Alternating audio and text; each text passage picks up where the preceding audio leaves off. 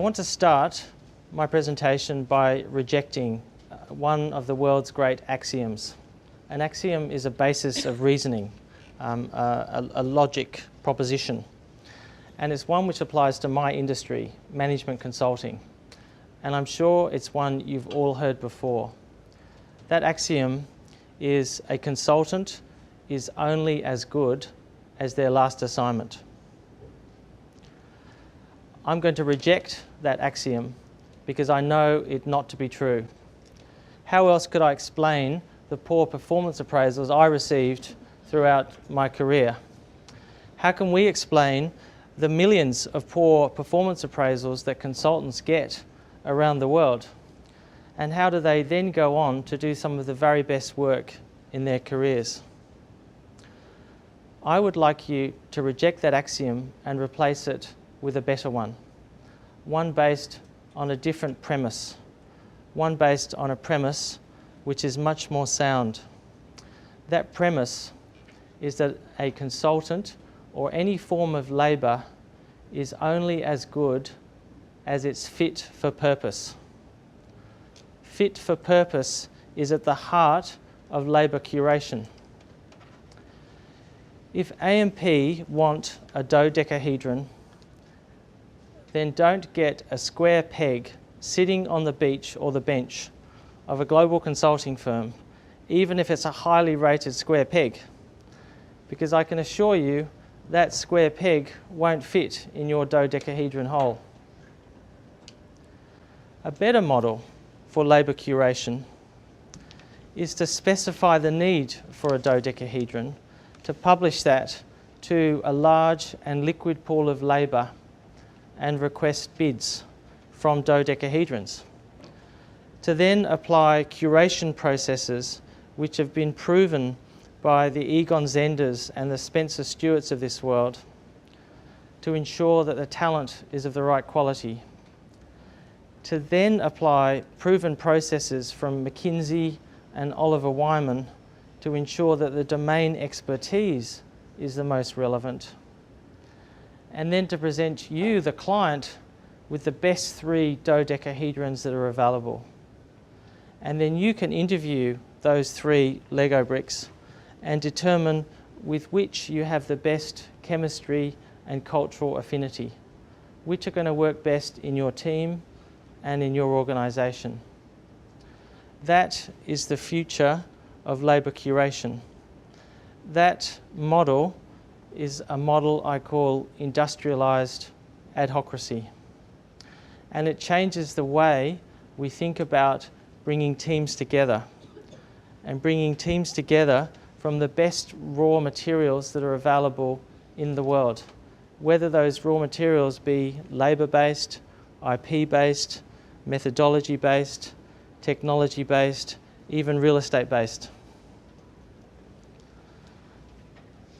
Professor Tom Moloney from MIT was the first to postulate that the world of large corporations like AMP would be composed of atomic particles of employees that were no longer employees.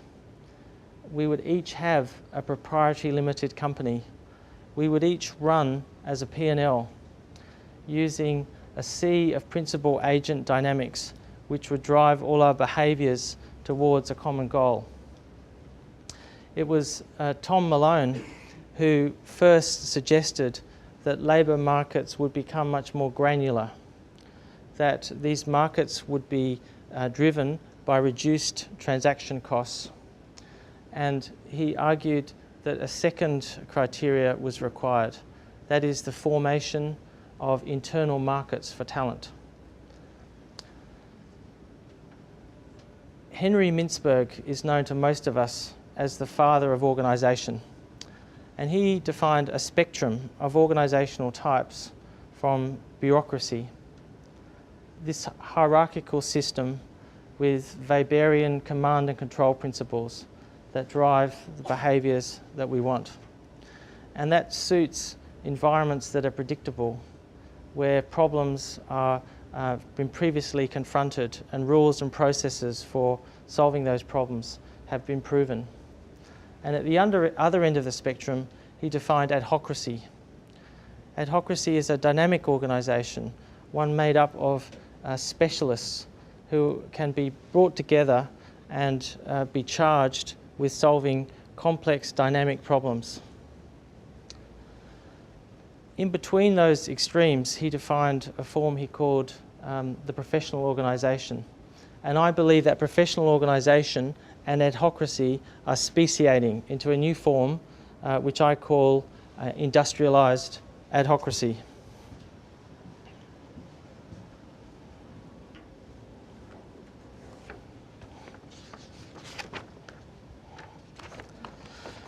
Labour market economists such as Taney are now arguing that labour is deployed incredibly inefficiently in our economies, that labour is deployed often through a very idiosyncratic process.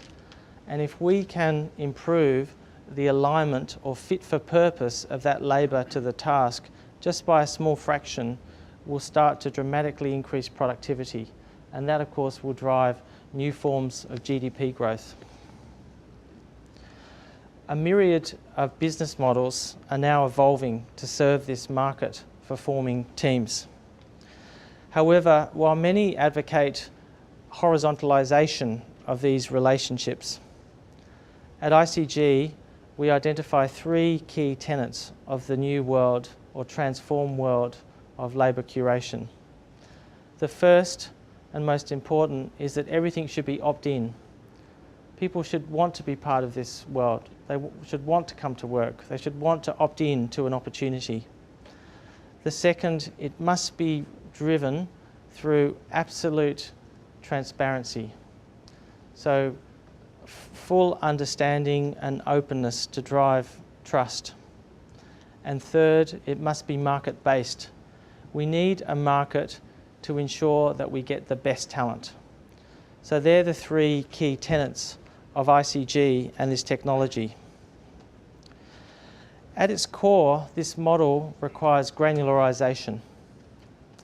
Only 2 centuries ago, labour was bought by the lifetime.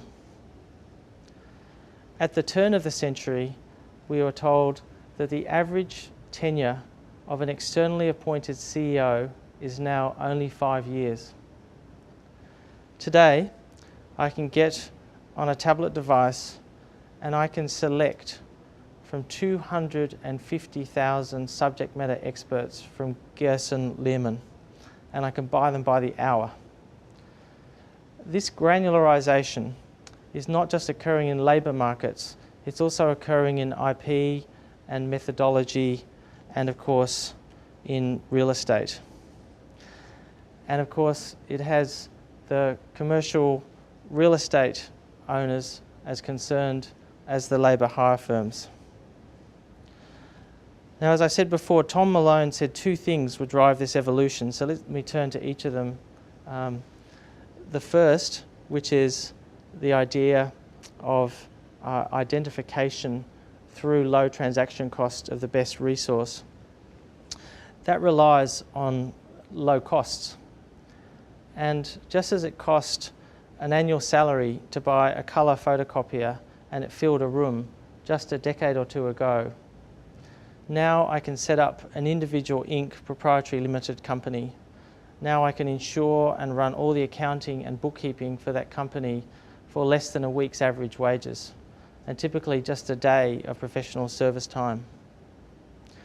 That's fundamentally reduced the cost of each of us having that type of entity that Tom Malone forecast.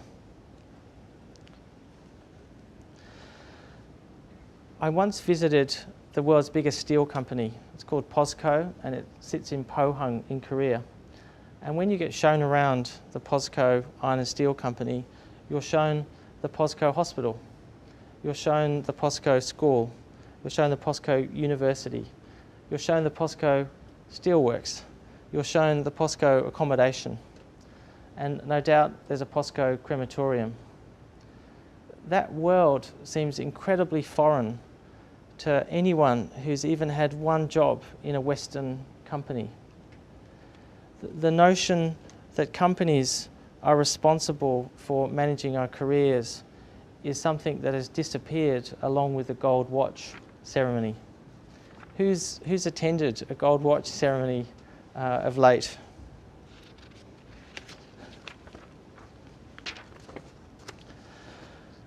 Of course, this creates fantastic new opportunities for the universities, for the professional associations, but they haven't moved fast enough.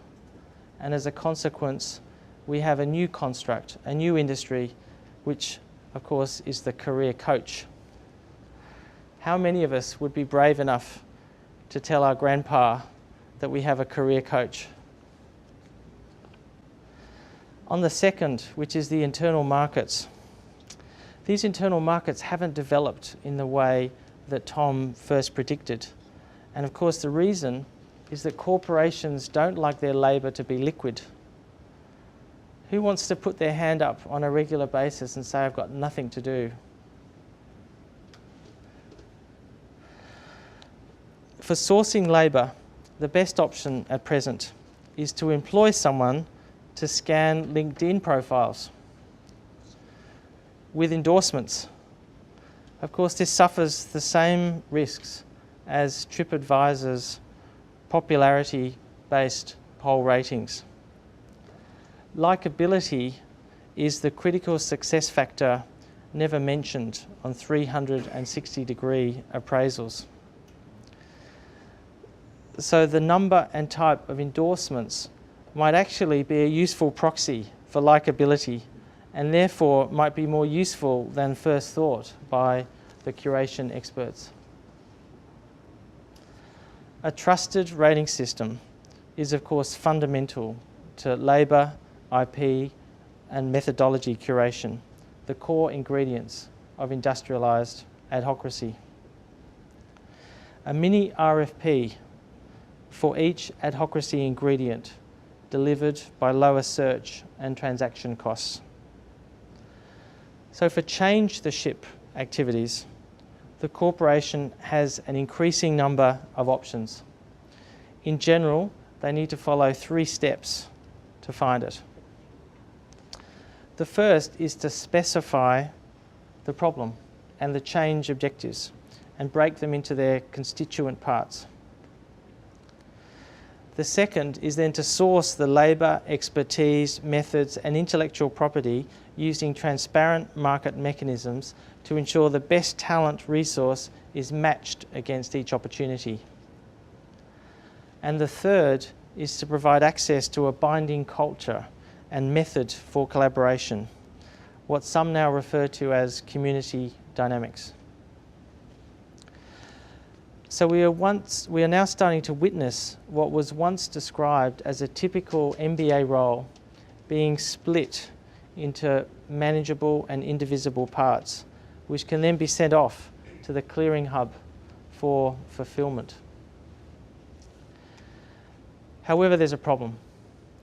The problem with adhocracy is, well, it's ad hoc. So let's list and then evaluate the most commonly applied methods that you all use to create adhocracy.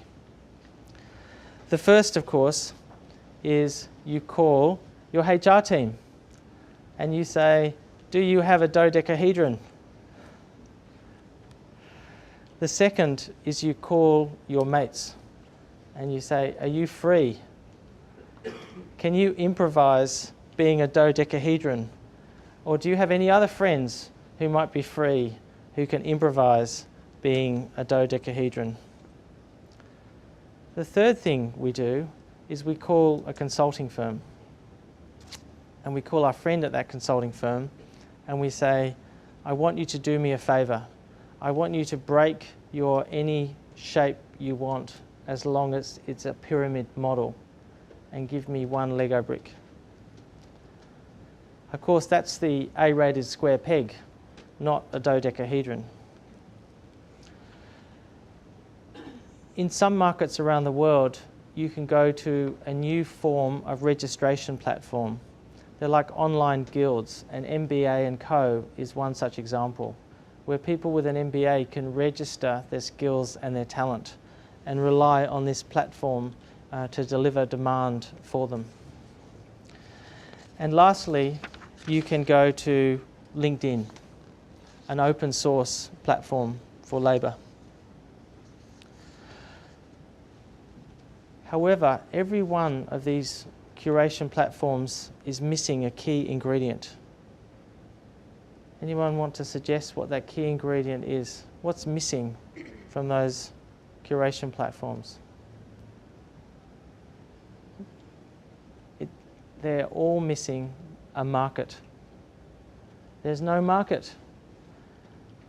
The providers of each of these platforms are creating a synthetic market. They're transferring some confidence to you that their dark pools, that their labour search process is creating the benefits of a market for the talent that you need. So now we need a better curation engine. And we're starting to see market makers enter the curation business.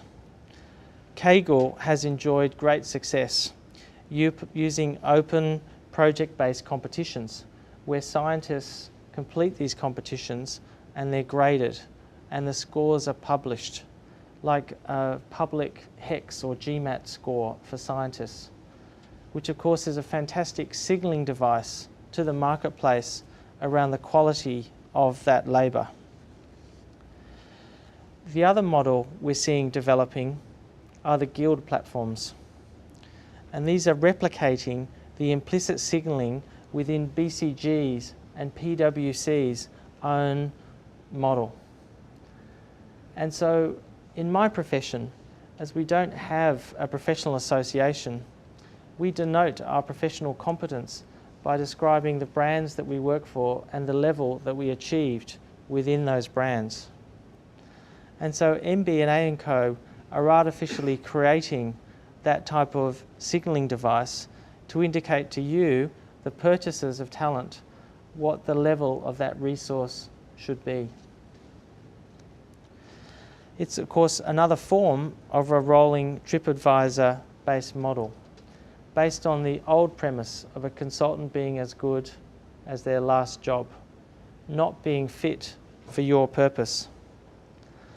So of course the other way to solve the problem is to apply the solution embedded in industrialized adhocracy, the technology which is behind the phenomenal growth of Internal Consulting Group, a technology which has been identified by the Minister for Innovation and endorsed and advocated for use by all Australian government departments.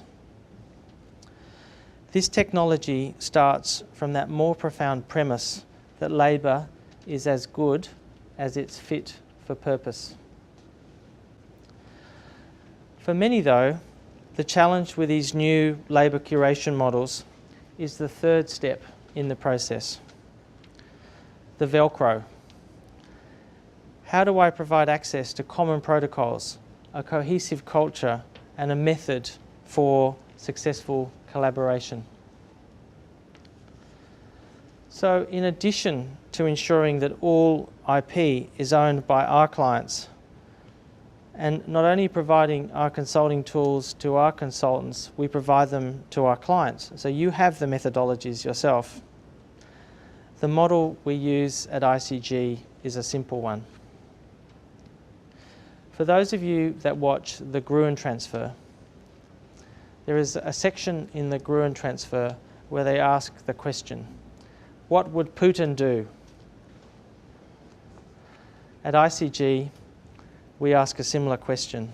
We ask, what would Semler do? Semler, of course, is Ricardo Semler, the man who wrote the book Maverick, which changed the way we think about openness and transparency within an organisation. One based on trust and a well-publicised and well-understood objective function.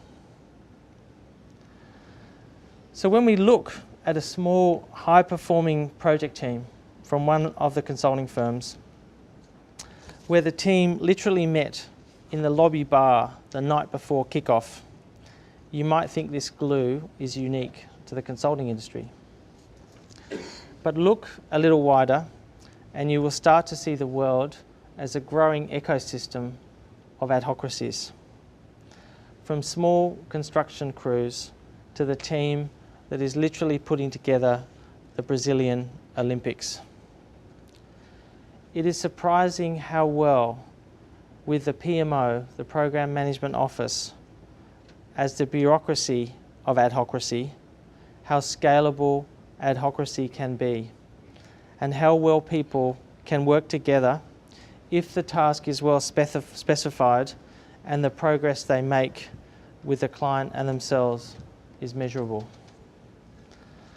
So as we look forward, what can we predict in the world of labour markets? Firstly, corporations will continue to shrink employment as their prime source of labour. It's already common to have 20% contingent labour in a large enterprise, and we believe that number will move to 40% in the next 10 years. Most corporations will respond by creating localised liquidity pools, what we call IA inside, and not just for the consulting and project team function. For example, the HR team and other shared services will share a shrunk down version of what used to be the hierarchy beneath them, and they'll run that internal pool of resources through a portfolio bidding and consulting bench type model. These contestable resources will be allocated to the most deserving adhocracy tasks. Of course, these pools don't scale. They can't be big enough, deep enough and broad enough to meet all of the needs for talent and expertise within an enterprise. So they'll be forced to increasingly shrink, leading to an umbilical cord model between these localised internal pools and a large panel of suppliers of expertise and capacity that will be drawn from the most applicable curation and market-making mechanism. And this will be supported by the best curation technology, whether the delivery is face-to-face or it's virtual. I want to show you what that target operating model or business model of the future looks like. So permit me one slide of PowerPoint. How organisations reduce the cost and increase the effectiveness of change. On the left-hand side of this chart, you can see a classic organogram with the board, the C-suite, and then we've split the enterprise into two core functions. BAU, run the ship, and in the red, change the ship. The two core activities of the enterprise. If we take the change the ship model and we put it under a microscope, what we get today is a slice of hierarchy, a slice of bureaucracy, a slice of command and control. And that bureaucratic form, as Mintzberg predicted, is not the right model for that type of activity. And therefore, it borrows adhocracies. It goes to external pools and typically goes to pyramid providers, any shape you want as long as it's a pyramid, and latches those pyramids or individual resources onto the change the ship activities for the duration of that work effort. That is the model that we're all familiar with. That is the model that operates today for change the ship activities in an organisation. We believe that model is being transformed, and this model has already been implemented. As you can see here, the hierarchy shrinks and small internal contestable labour pools get created where your ad hoc task will bid for these contestable resources and they'll be allocated to your team like a Tetris block. But that team, that pool, can never be large enough. The biggest we've seen in this country are around 400 FTE in size. And therefore you'll use some form of labour force curation engine to get access to this large external pool to ensure best fit and cost for your task. And these curation platforms range in their ability to perform that matching from open platforms like LinkedIn, as we described, through registration model guild type platforms, through professional associations and recruiting firms, to specialised curation models like Industrialized Adhocracy.